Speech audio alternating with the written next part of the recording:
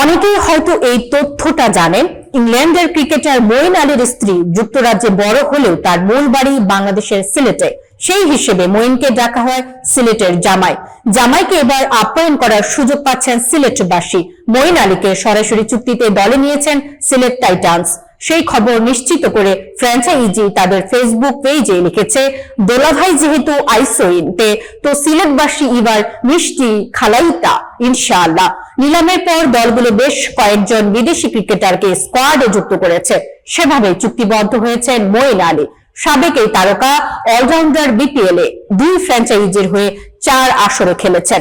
2024 পর্যন্ত সর্বশেষ 3 আসরে মঈন খেলেছেন কুমিল্লা ভিক্টোরিয়ান্সের হয়ে।